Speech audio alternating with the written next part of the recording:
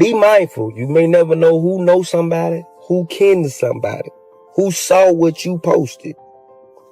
Because you're going to have to stand on business. Ross, big homie. First of all, you know it love. Second of all, I got to call a spade when it's a spade. You say you did it for free.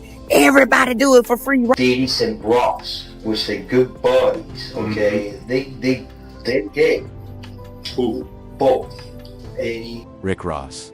The so-called soap parties tied to Diddy are no longer just rumors. There's now real evidence. DC Young Fly released a blurred clip that looked innocent at first glance. But the strict NDA's no-phone policy and all-white dress code suggested something deeper was going on. That phone ban wasn't random, it was the perfect shield for things they didn't want exposed. And right there in the footage, Rick Ross is clearly seen standing next to Diddy. 3 years ago, Ross appeared on the 85 South show with DC Young Fly, Carlos Miller, and Chico Bean. At the start, everything felt normal. Ross was laughing, joking, and keeping it light. The Teflon Don energy was still there, but as the conversation went on, the vibe subtly shifted. Don, you know what I'm saying? So it's just... Then you we could have those debates, we really could. Teflon was off the chain. I mean, you know what I'm saying? And I like the way you followed up hustling with pushing it. Like, how did you know to come right back on their ass? You got to. Right. Man, just don't take the foot off the gas at all. They spoke about music and the grind. Ross made it clear that success only comes from staying locked in, saying you can never afford to slow down or let up once the momentum starts. Use the restroom one time and I'm gonna take this jacket off. Let's do it. Yeah, you can't. Man, stay tuned. You can't take your foot off for nothing. All gas. Oh, I'm talking about for life. Then, without warning, he stood up, apologized briefly, said he needed to use the restroom, mentioned taking off his jacket, and quietly walked out. I'm gonna say first of all, I don't give a Yeah, I get it. but I give a because Try to make it bad. put you as a person. Yeah. You see what I'm saying? Yeah. Before, okay, let's just say before all that happened, right? Yeah. Let's just say before all that happened. Bro, I'm listening to you, Ross. I feel like you wanted to. Hey! Shut the up! I'm listening to you, Ross. I feel like you probably one of the best lyricists from the South that we got. You dig what I'm saying? Like, you poetic, bro. When I listen to your music, I think you put a lot of time and effort into this. Yeah. Ross never returned. There was no heads up and no clear explanation. Later on, he said it was due to a scheduling issue. The moment you leave our show, you went and did a podcast, a white podcast. You sat your ass right there for almost 2 hours. And didn't leave. And you talked. And the white folk asked your ass, was you a correctional officer? Yeah. We would have never asked you no that, and then we got respect for you. Right. And you sat right there and you answered that question so eloquently, Right. eloquently. Right. You dig what I'm saying? Yeah. But DC Young Fly wasn't convinced and labeled the excuse a lie. In a recent interview, he made it clear that he still has love for Ross and respects his music. I came to your podcast. I came for free, homie, no charge. I did it on Face, homie. I didn't ask you what your analytics was and this and that. I came on Face, homie, to show love. And don't make it like I walked off on you. I left early. Rose had some other things to do too. But guess what?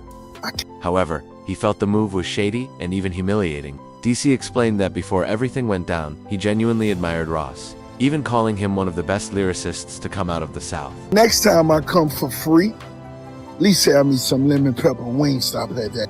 You heard me? But I came for free. I ain't charging you. You feel me? Don't talk about Rose other business. I came and did that for free.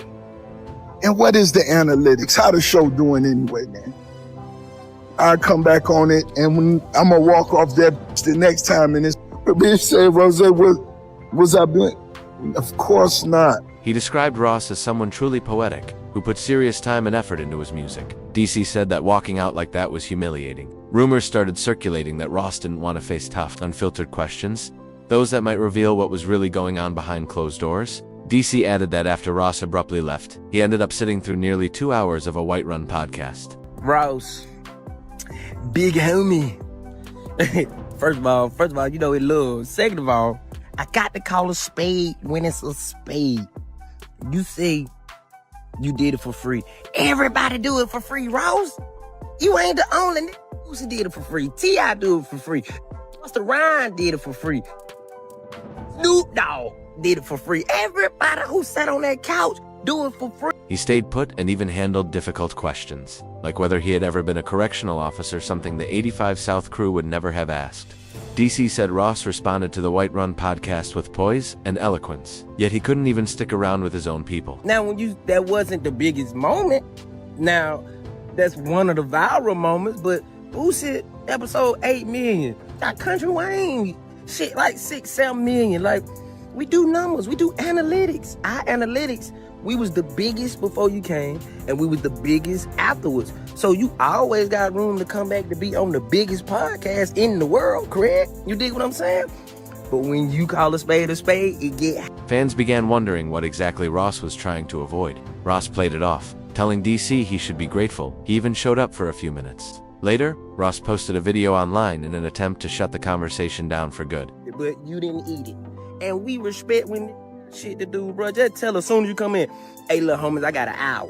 Bet, we gonna try to get you in, man. We gonna try to get you in about 45 minutes so you can make it to your next destination.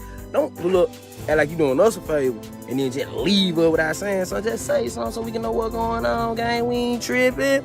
We'll push back up. Your team, we called your team. We called the person who we called when you was on the way. Guess what they said? We don't know what. People began asking what Ross was really running from. Ross brushed it off, telling DC he should be grateful he even showed up for a few minutes. Later, he posted a video online, seemingly to end the conversation once and for all. In the clip, Ross emphasized that he appeared on their show for free. He didn't charge, didn't ask for analytics, and only left early because Jose had other commitments. He even joked about needing lemon pepper wings next time, repeatedly stressing that he came for free, as if that excused everything. But it became obvious this wasn't just petty online drama anymore. It had become personal.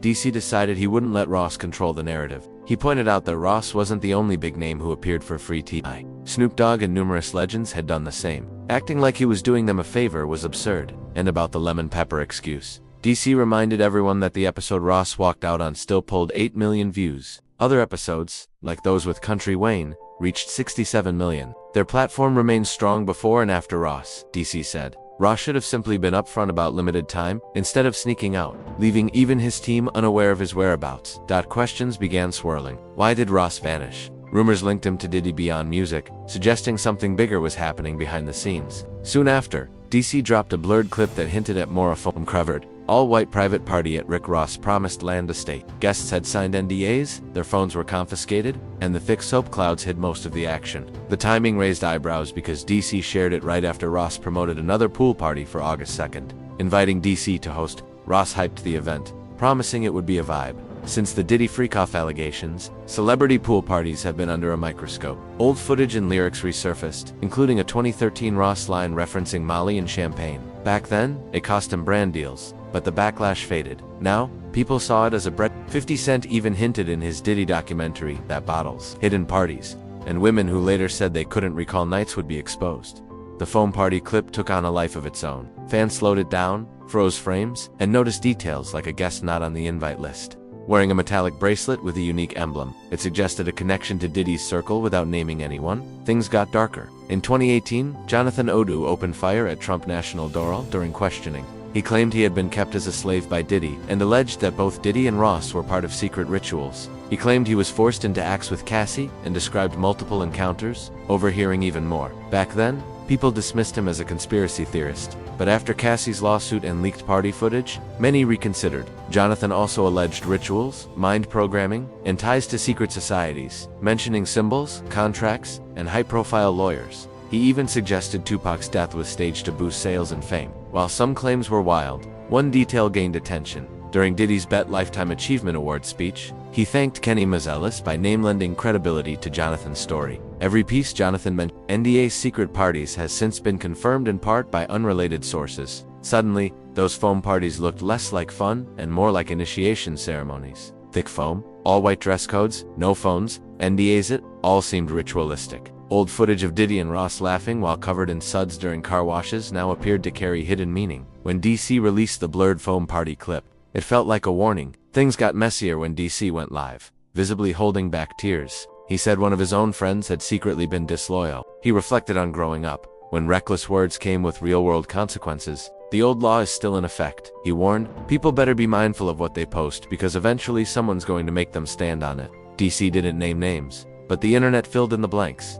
DC isn't a random content creator. He's been in the industry. Footage exists of him at Coombs Enterprises pitching with the 85 South crew, and Diddy himself once personally booked him for a comedy show. Rumors suggest it's not just about wild parties, they document everything. Rooms, hallways, cars, phones, even bowls. So when DC shared the blurred clip, it was a clear message. Your free pass is gone. The legal pressure was real. Polished, professional, cease and desist emails arrived, warning of defamation if content wasn't removed without denying any details. NDAs or who attended. Social media platforms amplified the pressure. Reposts were demonetized, age-restricted, and flagged. But DC's fanbase follows him anywhere, and he can weather it. While the blurred clip continues circulating, Ross acts as if nothing happened. Insiders say a longer cut of the footage exists. If it ever leaks, it won't just show foam, it will reveal exactly who stood where. And that's how the story comes full circle. A tease, a warning, and a promise that more will come. Don't forget to like, subscribe, share, and drop your thoughts below because the tea isn't finished.